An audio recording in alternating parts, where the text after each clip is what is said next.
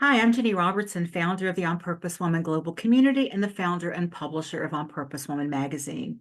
I'm here with Sofia Wren Nitchie to talk about her article in the January-February issue of On Purpose Woman magazine. But Sophia, before we start that conversation, first, welcome. Glad you're here. Thanks. So glad to be here. And I'd like you to tell our viewers a little bit about you. So my name is Sophia. I go by Sofia Wren, and I'm a writer. And I also help other people to write and work on their books or their businesses so that they can get their message out there, their heart out there, be of service, but also feel the love coming back to them. Nice. You did such a great job with that. Thank you. So I loved your article. It's called My 2023 Goal Was to Have a Better Relationship with Myself, and Here's How It Went. Can you share what was going on with you and why this goal was kind of calling to you for 2023? Was it like towards the end of 2022 that you started thinking about it, or had it been throughout the year a bit? Yeah. I kind of took some time at the end of 2022 to really try to get clear on what I wanted to do in 2023. And Mhm. so in 2022 was my first year since my father passed away, and he was my last parent. So it was a big deal for me and a lot of just kind of getting through that year. It wasn't really a year for getting goals done, but I thought, okay, maybe 2023 will be a little different. So I can be a little bit more intentional. I've got a little bit more of a capacity, but what do I want to put that towards? And so I really kind of dug deep and realized that, you know what? I think my relationship with myself is the number one goal, rather than do this thing for my business or publish a book or all of the other kind of goals you could have. And to me, that meant um, accepting every part of myself, like being a cheerleader for myself, being a best friend of myself.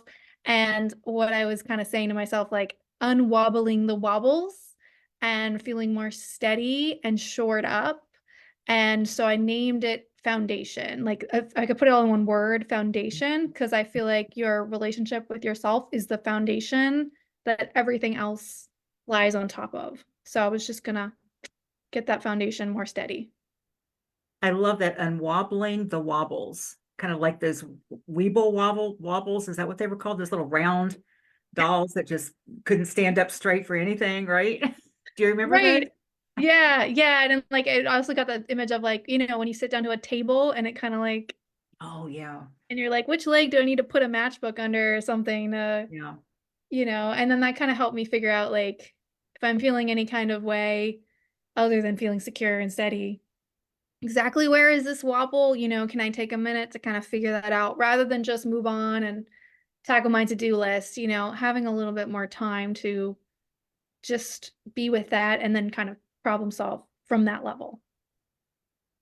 Wow. I don't think in all the years that I've been working with women and knowing women and being a woman that I've ever met a woman who couldn't have improved her relationship with self, including, Right? right? Yeah. Don't know that many of us have ever made it a goal, have ever put that conscious intention for it. And that's what you were doing that was so different, I think.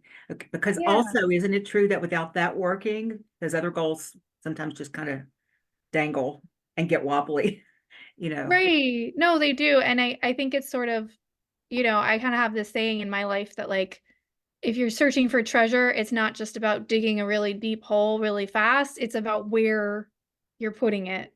Mm. So I think that when we're not really connected to ourselves, then we might go after a goal and then not really feel satisfied at the end of it. So it's like really cool that I did that thing, but yeah, I'm not really feeling like anything's different. It Like wasn't the maybe, magic drink, right? The magic elixir. Yeah.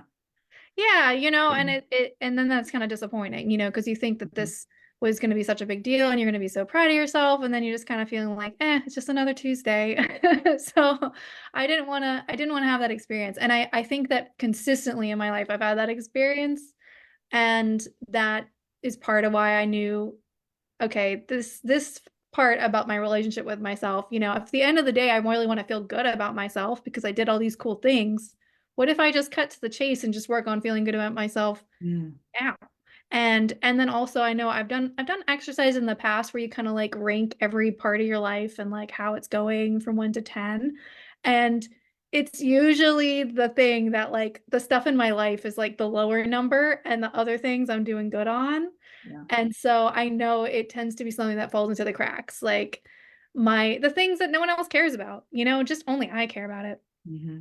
So, so what I found was that like, yeah, it was a very weird thing in historically for me to do to decide this is going to be a goal because as I say in the article, it felt like an honorable mention kind of goal. Like you're not going to take the Nothing goal. you'll get an Academy Award for doing, right? No, yeah, no one's gonna give us an award. Like you have a really great relationship with yourself. Because how would they know? Yeah, right. It's not about what's going on the outside. But I did find that like, the rest of my life didn't go to shambles because I decided to focus on my relationship with myself. I did get a lot of hard things done because, like you said, it relates to everything else. Like the other goals are a lot harder to get to when you don't have your back in all the ways that you could. Well, you reported early on in the article that it was a great success, so you didn't make us wait to see how it went.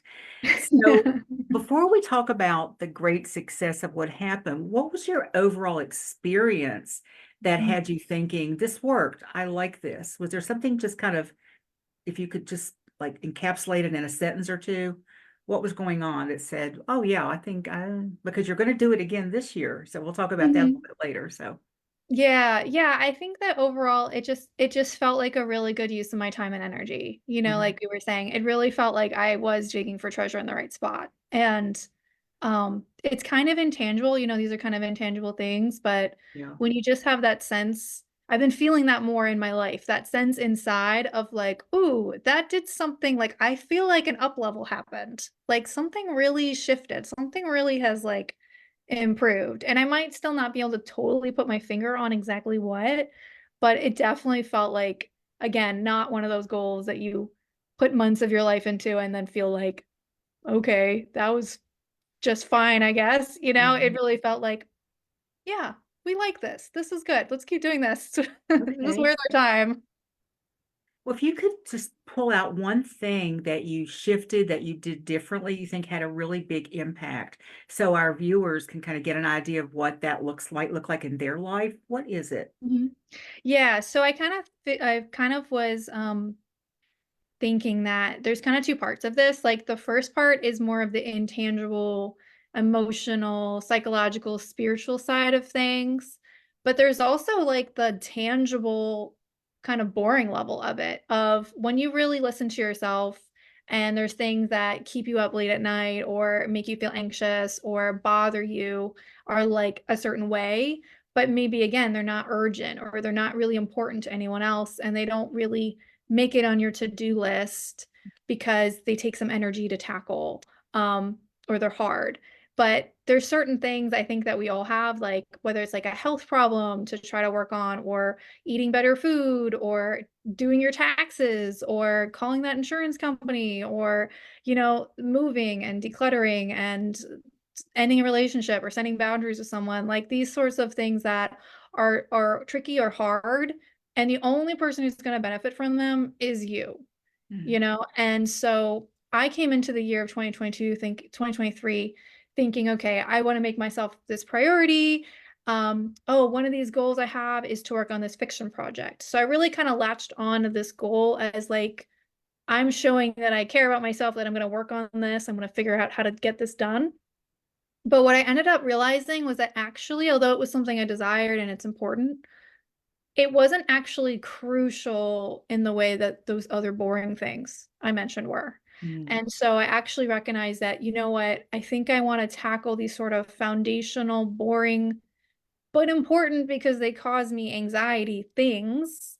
And then that'll clear up some bandwidth because I really just didn't have the bandwidth to tackle my fiction project that I so wanted to, because we need to I needed to have more compassion for myself that, I'm not superwoman. I don't have endless time and energy. I do have the ability to only tackle so many things, only have so much capacity, and there were things that were weighing on me that really needed to be handled. And by kind of giving myself the grace of like, okay, you can put that on the shelf. It doesn't mean that you're not important, mhm. but you're focusing on your foundational items, then you're going to feel more steady, then you're going to have more bandwidth, then you're going to have more energy, and we can apply that next to the fiction thing. But first, let's do these kind of boring foundational things because you're going to feel so much better when you're done that. So that was a big mindset shift for me, just kind of thinking about those kind of boring foundational things as part of my relationship with myself. And I found as I did work on those and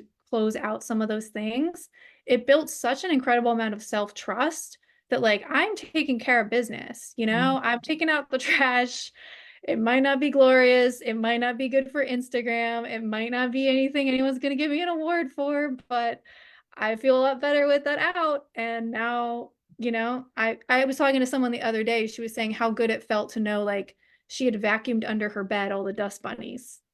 And it's like that little thing sometimes can really change something for you. But again, no one else cares. Just Yeah, I understand that.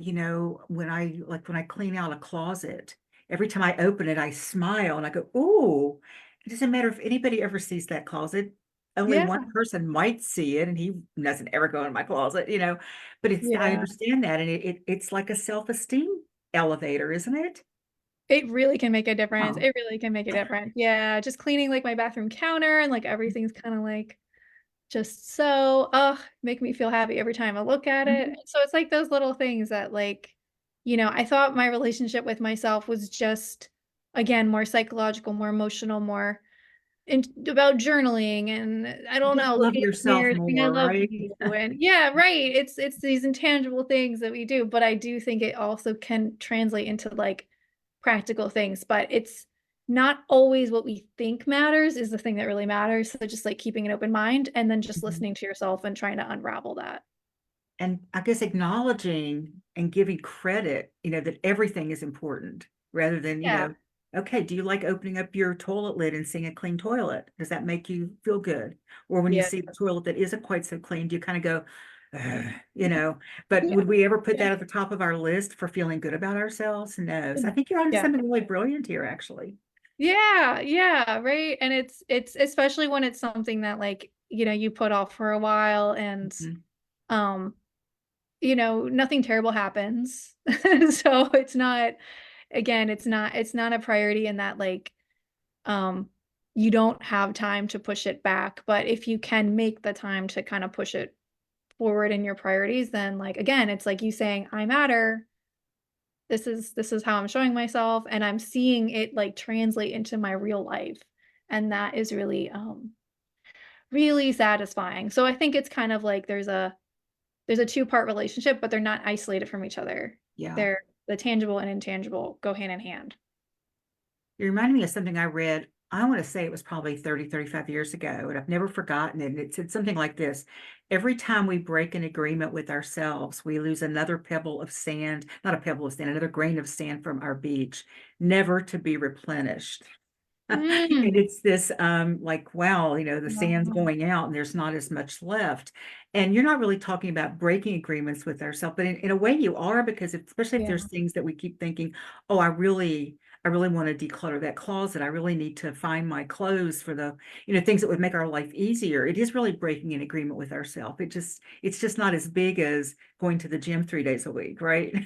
Yeah, no, I know. And I think some of the little things are really big things. And Mhm. Yeah, I didn't yeah, mean to say it's no, not as big. I mean, it doesn't feel as big. We don't give it as much credit. exactly. Yeah. No, completely. I think our minds have one story about it, but like our spirit has another story about it. Mhm.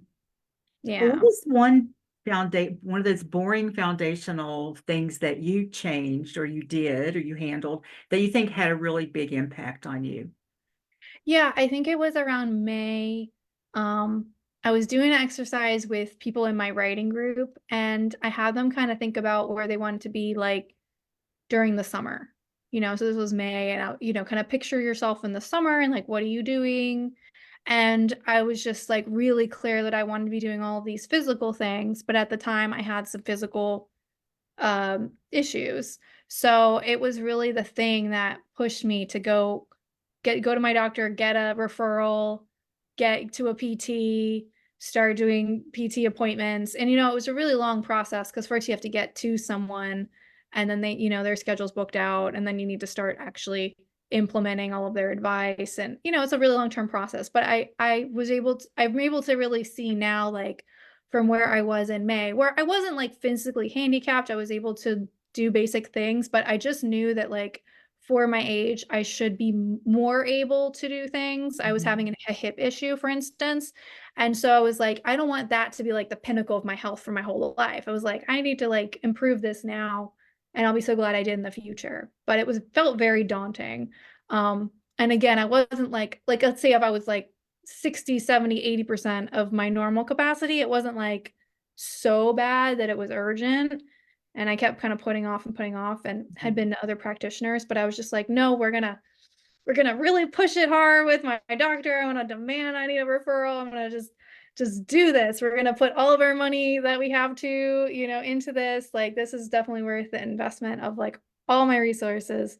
And so yeah, that really doubling down on that has been really good. And I've definitely seen improvement over the last 6 months. And I'm also like committed now to like getting more exercise in, even as I cross over into like as well as I was before. I just really want Mhm. to be healthy and all of that. So that was a I feel like a big thing.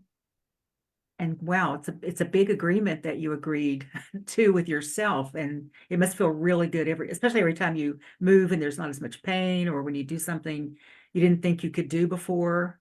Yeah. So you're getting Yeah, all no, kinds of totally. evidence, right, that this works. Yeah, yeah, and I've gotten to the point now with some of the exercises where I started adding weights to make them more difficult, and then like adding more weight to that. Yeah, no, that's really fun to see the improvement. It's Yeah, kind of because a you're game competing with now. yourself, right? Yeah, Yeah. Well, yeah. Sophia, what would you say to someone who wants to improve her relationship with herself? Like how might she get started? Just a generic kind of guide for her.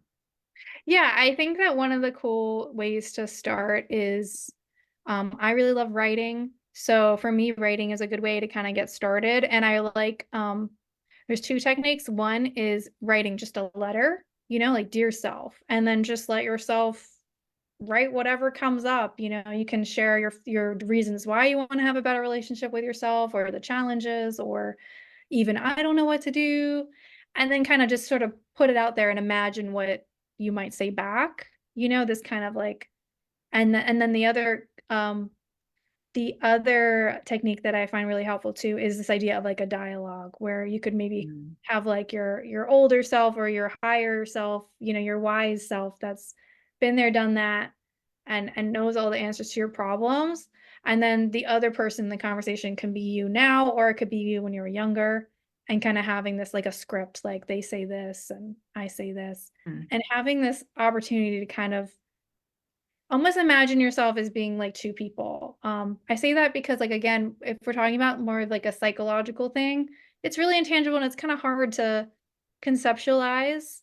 So I find it helpful to kind of think of, like this is about like being your best friend, or almost like if you went to a new city and you had like a tour guide, and like Mm. imagine like that tour guide was like really funny and like really cool, and wow, she knows so much stuff and she can show you around. You're gonna have such a good time together. And like, what if that was you? Like, what if that tour guide was you and you can like listen to whatever she says, you know? Mm. So Yeah. these kind of like mental pictures of like, seeing ourselves as sort of different personas can really help give you a place to start, Hmm. and just to try to use your imagination and kind of unearth whatever you need to say to yourself, or whatever, wherever you're needing help, wherever those wobbles are. And it gives you a place to start, and just one step at a time, one day at a time. And it's not like the thing where there's a magic pill and you're just done. It's more of a, you're going to be with yourself for the rest of your life, so you have all the time in the world. Hmm. And yeah, just giving yourself a lot of patience and compassion, I think, is the number one thing. Like nothing really needs to change necessarily, as long as you feel like you have your back, like you can give yourself kind of that hug of understanding the way that no one else probably can, like all of your thoughts and feelings. And if you can have your back and just know like you make sense, it'll make everything easier. Know that you make sense. Yeah. You wrote that this was so successful, you're taking it into 2024 and you're adding to it. What are you adding? Yeah, I'm adding to it. One of the things that I got clear on in the fall was that I have a habit of, let's say I kind of have some new kind of crazy desire where I'm like, oh, this would be really cool to do. And a lot of times my kind of judgmental self will come in and be like, I don't know, this sounds kind of far-fetched. I'm like, Mm, okay, then I guess I won't want it. And I just noticed myself doing this and I was like, wow, I think that we need to change that, because that's basically me shutting myself down before I even get started. yeah. And whether I think I'm an adult, I think I can handle disappointment if it doesn't work out. I think I can stop myself from going after something unhealthy, you know. And I Mhm, think it's a sign of self-trust to just allow myself to feel a desire for whatever it is that I want. And so that's my goal this year is to just let myself feel that desire for whatever I want. I don't need to do anything about it. I can completely take the lid off of, yeah, how feasible it is to do anything about because that's not even a requirement. I just want to feel it. I just want to give myself space to feel that stronger. So that's mm. You can make my good decisions from that space too. yeah, you can make better decisions. And again, it's like helping me figure out where am I going to dig those holes. Mhm, How useful is that all of that information? I wanna have that information, so mhm, I need to just let myself go there. So that's my big goal, I think, kind of a subset of mhm. my, relationship with myself.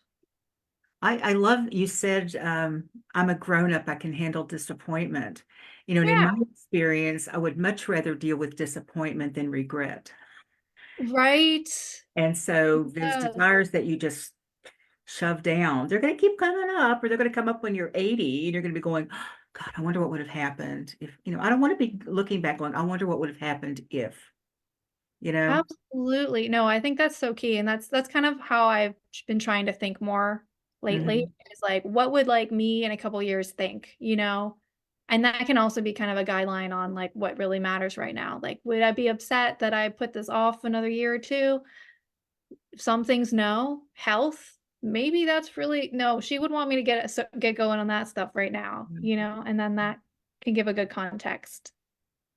In one Yeah. of her programs, Catherine Yarborough refers to that person as your future on purpose self, which Oh, I really cute. like that, that idea that she does know stuff that you don't know yet. So Yeah. and she can tell you some of that stuff. What's she doing in 20 years, 10 years, and so forth, and how's it going for her? So, what's the most important idea you want to leave us with?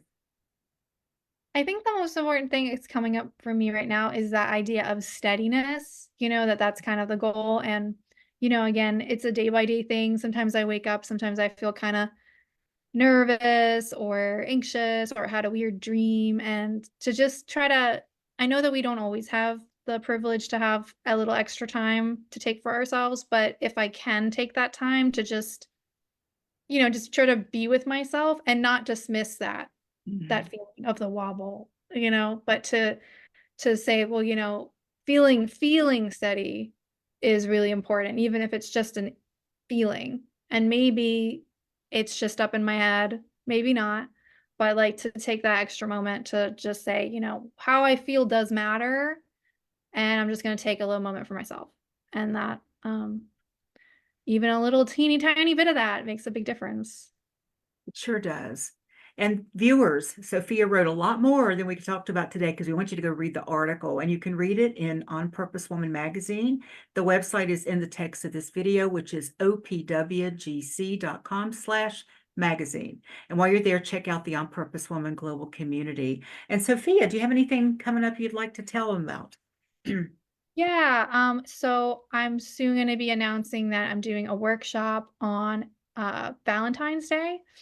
Starting on Valentine's Day, that's all about being your own best friend with Mm. writing. So we're going to do some of these exercises I talked about and more in the future. So keep an eye out. You can check out my website or all the places I show up online, and I will be announcing that soon. And is your website sophiawrencoaching.com? SophiaWren.com. SophiaWren.com. I had something that I got off of your article that said flow.page/Sophia. What is Yes. that? That is a hub where I have a number of different links to Okay, all okay. kinds of places online. So yeah, I will also put it up there too. Okay, so both of That'll those work. links will be in the text of this video. So check out Sophia and her work. And if you're wanting to spend more time writing, think about what you might want to write about, or especially, I think, if you don't think you have anything to say, Sophia would be a great person to talk with. So, Sophia, thank you for sharing your wisdom, but also your heart, your vulnerability. Every article that you write for the magazine, you're always so just transparent and open and vulnerable and authentic. And I just really love that. You're a great, great model for that. So thank you so much. Thank you so much. I You're appreciate welcome. that. And thank you for watching the Real Women, Real Purpose talk show. For more information on the On Purpose Woman Global Community and magazine, please click on the links in this video and be sure to check out Sophia's information for all that she offers. For more interviews with amazing women living their lives on purpose, check out our YouTube channel. The link is also in the text of this video. Thanks again for watching.